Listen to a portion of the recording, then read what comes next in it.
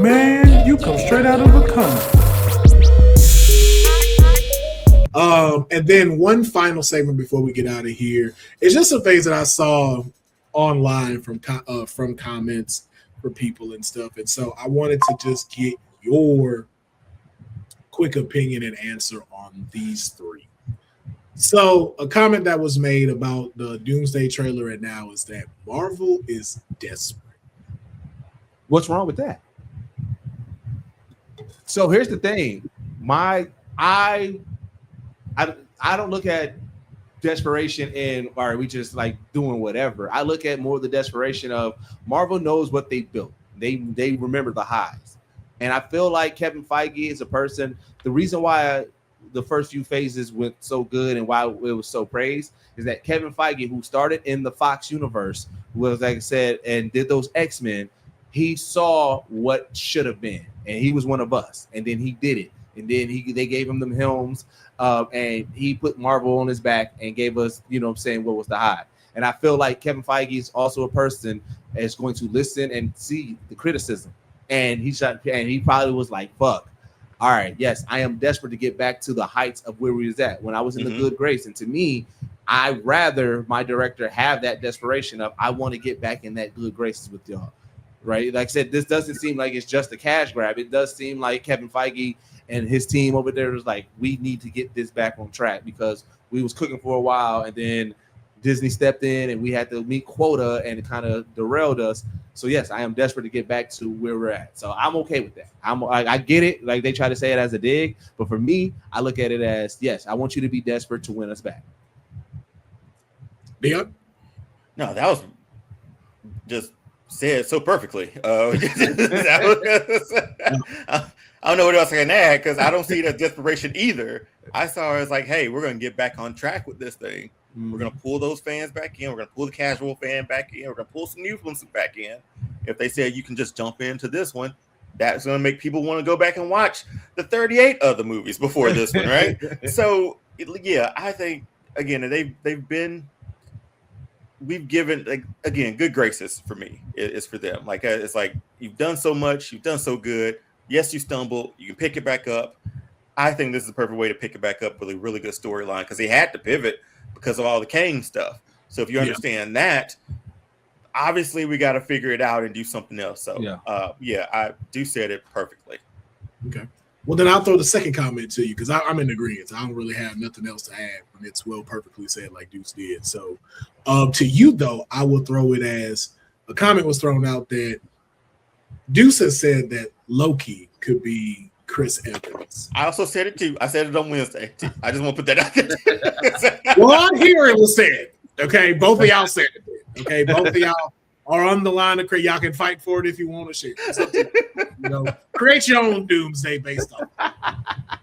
For this one, Chris Evans is Mephisto.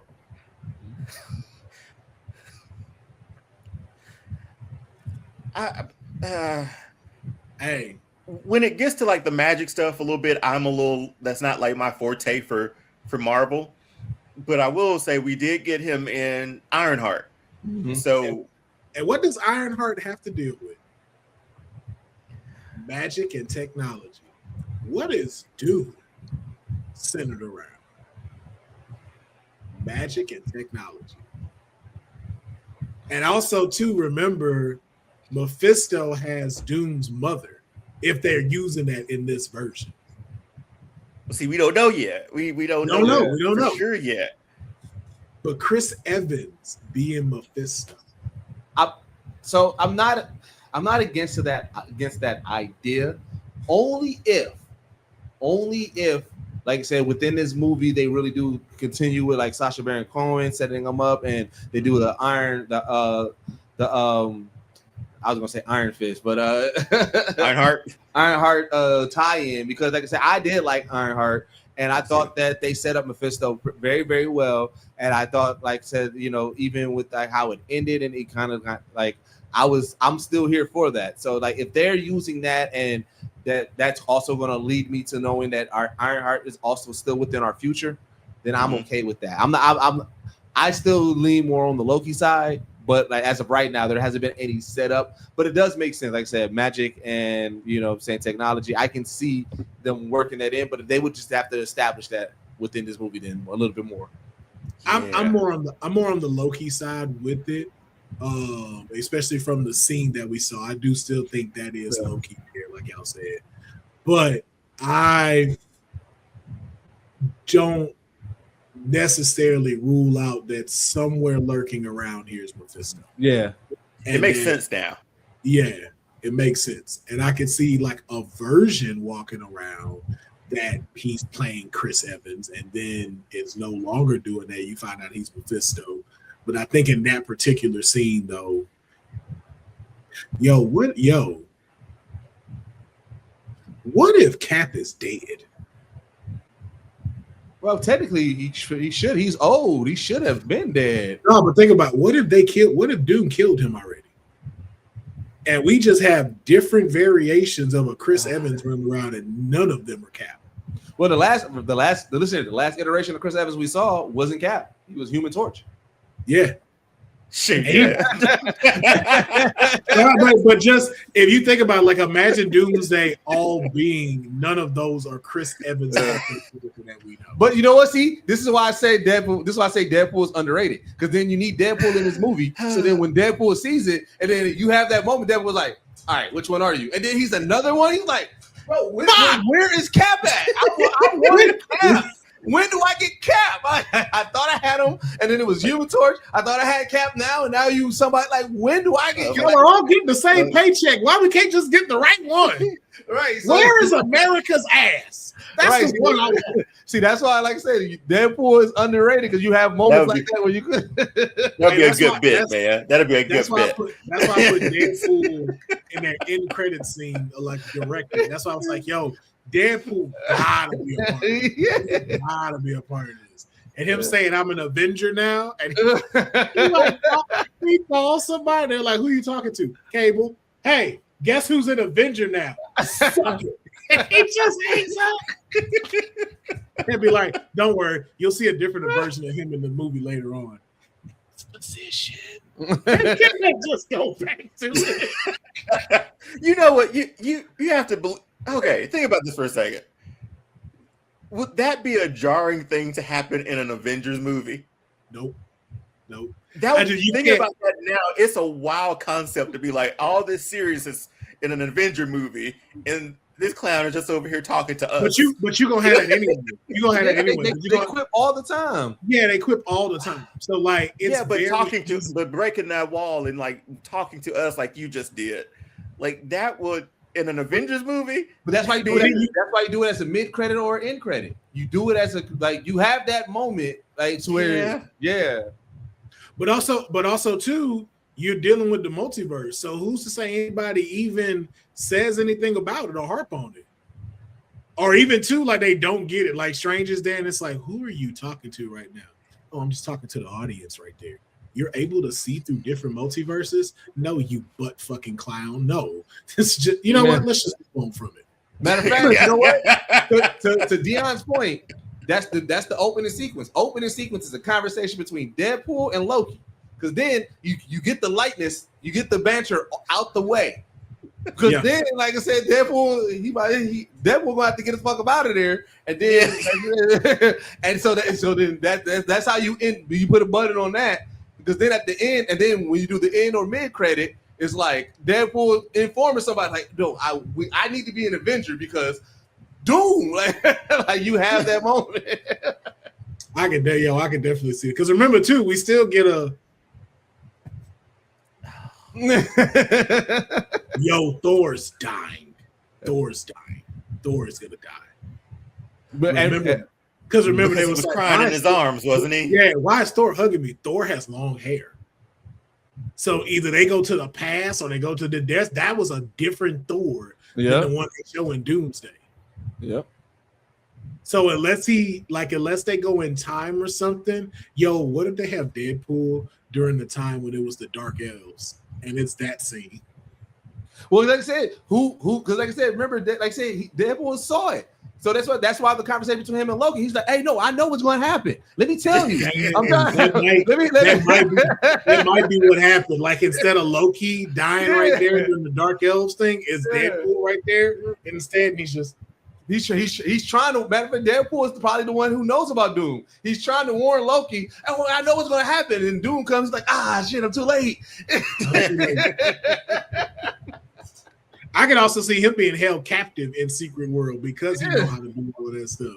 Like I can see Doom keeping him prisoner. Like, nah, can't let you out. You gonna mess up everything. Oh, imagine if they go try to find like Reed and break him out, and then across from the cell is Deadpool.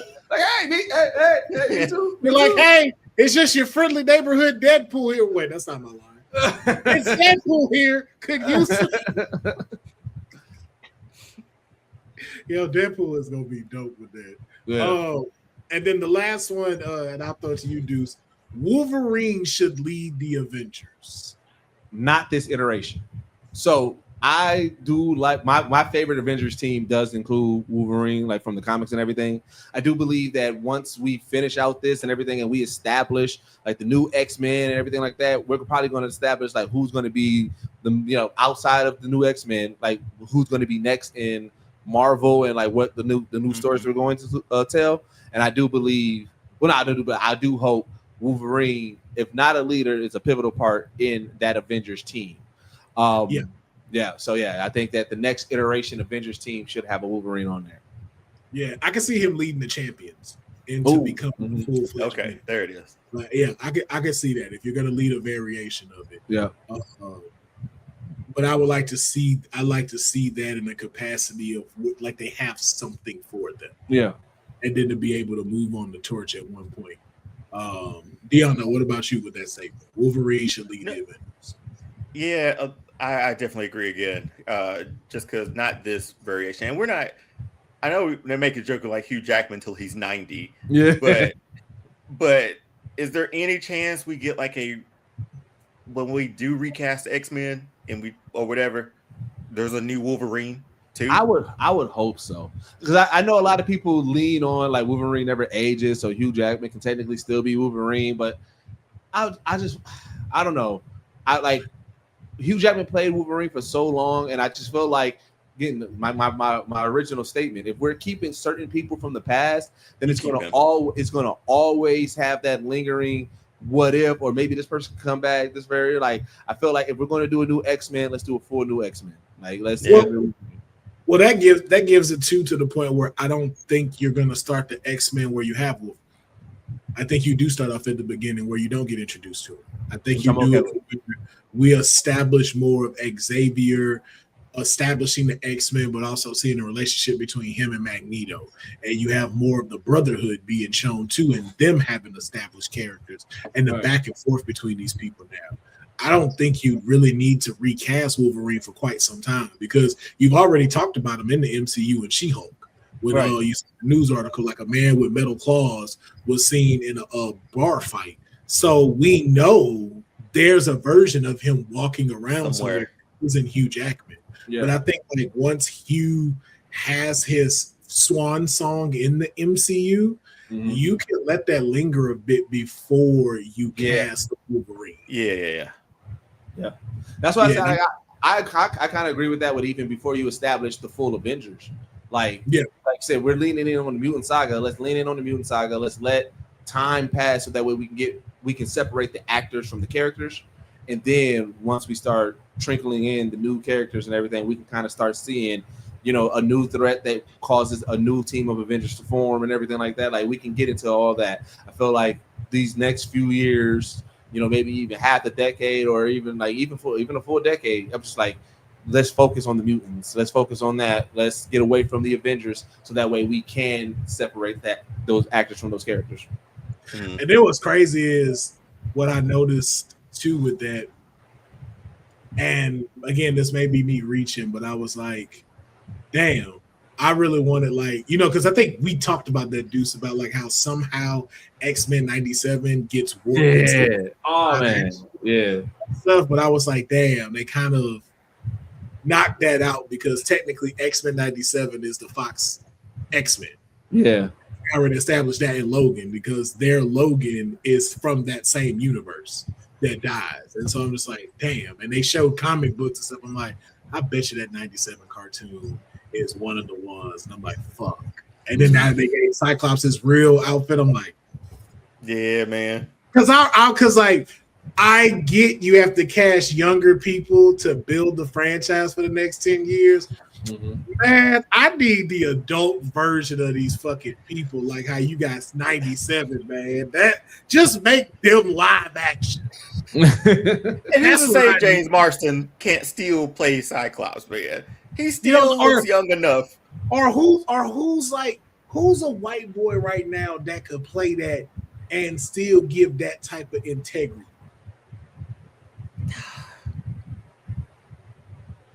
I don't know off top, man. I don't either off the top of my head. That's not that's still kind of young. Because I still wish Austin Butler would have been Gambit. That guy that played Elvis. I really wish he'd have been Gambit. He still can't shake that Elvis voice sometimes. No, he still can't. That shit is crazy. But I like him, but yeah, he could have played a good one. But it was like I want like their generation, everybody who's mid 20s look young. Like they look like babies, or they look like two old adults and stuff. I'm just like, man, I need my Cyclops 6'2", Jack. Just mature. Yeah, mature, bro. Yeah. Not like kids, man. I want a mature X-Men. Like they ain't got to be in their 30s or nothing. But I'm like, man, bro. When I see them, I'm like, yo, they look grown. I don't want babies. Like that's what I feel like failed when they did the First Class reboot. And I was like, all right, man, I like it, but when they got to what I think Dark Phoenix, and they were kind of like in the 80s, and they were in the mall and stuff. I'm like, they look like kids, bro. Yeah. They kids, they students. I'm like, nah, man. I want motherfuckers who I ain't gotta ask them for their driver's license. I know how old you are. Nigga, Cyclops, you look like you. You look like you got a job. You look like you just came from work. Yeah, I agree. They need to be older, man. Yeah. I hope that they end up being just adults, all of them. Let's roll with that. That's why I don't want Sadie Sink to be Jean Grey. Like I said, you got to think that's what I hope they continue to do. Like what we've been seeing a lot of directors do is tell which comic books that they're using to tell the story. Like once we get into the Mutant Saga, I need them to really establish what Mutant Saga storyline that they're following. Because like I said, if the Fox universe essentially did what like the original X-Men animated story, like they try to tell that storyline a little bit and everything like that, and it's just like, yeah, I don't want to revisit that. We have already told it multiple times. There's a lot, like I said, there is a lot of grown stories, X-Men storylines that you can tell, and still kind of get that, So it's like, just tell us which comics that are, and then we can do that research, and we can use it. But yeah, I do agree that we can give more grown X-Men. Yeah, man. It makes Sadie Sink either Scarlet Witch or Firestar. That's all I'm saying. Yeah, she ain't Jean Grey. She ain't. Ain't no way. Ain't no way I'm introducing Jean Grey in that movie, man. That's what I'm saying. And as a villain, like that don't make no sense. I could be wrong next week. I could be wrong by this time next week. Oh yeah. But I'm sending 10 toes down today. Same.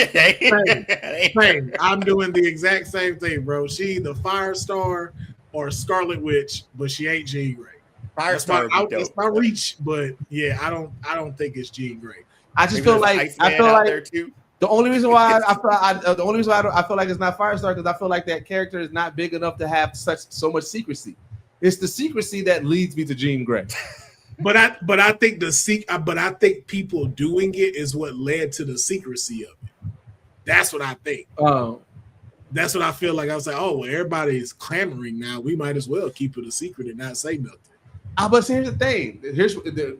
This is where I'm like, I give Kevin Feige and their team a little bit more grace because I feel like with the Ralph Boner situation, they learned that like we can't trick people like that. Like people was upset that that Evan Peters was not Quicksilver. And that bait and switch, it was like they was all in. They thought it was going to be a hilarious joke, and they realized very quickly the fan base was like, "No, that's not a joke that we like." And I feel like but he dressed like him, though. That's the thing, though. He dressed like him. and you look like Quicksilver. Like, no, I know you that. played this guy, right? So, but I feel like they would like even like they asked Feige. They was like, hey, y'all, you gonna be announcing Dems and Idris as T'Challa? He was like, no. I feel like he's at a point now where he's like, I'm gonna give y'all straight answers because we learned our lessons. Yeah. So I feel like, but they also be lying though. They do. They also be lying. I feel like if they would have caught wind, they're like, hey, people think that this is Jean Grey, and if it wasn't Jean Grey, they're like, let's not lean into this. Let's kill that noise now. But you got to think about it. When they say no, and then that happened to be right, we've gotten a lot more of that, and we continuously get that throughout the time. Because remember, Charlie Cox said he wasn't in Spider-Man. That is true, and he was in it. Yeah, caught a whole brick and everything. Yeah. But see, those are happy surprises. Not if not. But I'm saying is part of the cast. Like her name is top credits. You know what I mean? I get what Deuce is saying, but I don't think I give you an X-Men in that movie. I don't. I just don't feel like that's the point to be like, here's Jean Grey in a Spider-Man Sony movie. But here's my thing with that too. Of Firestar also makes sense because that is a great gateway to mutants. Because remember, her and Bobby are the reason why Spider-Man eventually goes to the X-Mansion. True. And then imagine us finding out that there's a Charles Xavier in 616. Then who is it? I hear you on that. I just still feel like there's going to be a lot of people who are like, well, who the hell is Firestar now? Hey man, you got but again too, look at the villains he's facing. Don't nobody know who Boomerang is. It's like, I thought he was in DC. It's like, who is this dude he fighting? Who is Reflector? Like remember, we know Spider-Man and Spider-Man and Friends on I think Spider-Man it's on is Amazing Friends. Yes. Yeah. I think so. That's going to be an uptick in watches as soon as Firestar. That's going to be front page of Disney Plus when you go on it. The more it's just running like that. Look how big like Spider-Man's apartment is. There's no way he's gonna continue to afford that by himself. I'm just saying, we'll see, man. We're days away. We'll see. We're days away, man. But listen, man, we're gonna go ahead and wrap up this episode of Shroud of a Comic Book. As you can see, when we get together, we start talking Marvel, start talking DC. Like, I don't even like for the last 30 minutes, I don't even think we mentioned Doomsday. We just switched over to X-Men, man. But I know these two incredible hard workers, man, they got to get back to their regular lives, which is doing amazing creative stuff. So I don't want to hold y'all up too much longer. So again, thank you for checking out this episode. Please let us know in the comments below what you feel about the Doomsday trailer. Give us your craziest hot takes. Let us know if you were in the director's seat, what would be your opening sequence? Who would die? What would be your end credit? Also, give us someone who we didn't mention in here that you think is overrated, rated, or underrated. But make sure while you're doing that, you hit the like button, you hit the subscribe on not only the Arcade Tokens YouTube channel, the Will Pharaoh YouTube channel, the SOACB YouTube channel, and as well as our Twitch channels, because we do go live. We will be playing video games. You're going to see some of that between me and Dion real soon. And then, of course, make sure that you check out Deuce's Geek Set podcast along with the entire crew, Bacardi, Dig, Hippie, everybody. I know I'm forgetting folks. This man got a whole X-Men squad now. It was just the three of them. Now he was like, no, this man had just been recruiting. Yeah. So make sure you check them out every Sunday. They are live with the Geek Set podcast. Go over and see some of their footage from DreamCon. With I just want to throw it out there, man. I felt like this felt like a Comic-Con for us because we got to announce something that was late breaking and everything, but we have officially partnered with Carl Jones and Love Jones Martian Blueberries animation studio, and we're bringing y'all the Black Geek documentary. So I'm excited about that partnership, man. I'm very excited about that. Yes, indeed. Believe me, he's been working very hard. Look, keep saying him. They have been working to me, my ex on this dark because I met him, so it's like I'll be like, oh, that's the face of Geek Set. But I'm like, then I met Bacardi and I met Dig, and I'm like, yo, let me stop saying it. You met Trippy, I think the only one. I was like, all of them contribute very much to making the Geek Set thing happen. So I got to make sure I say we and not he when it comes to it. All-Star fandom is definitely he.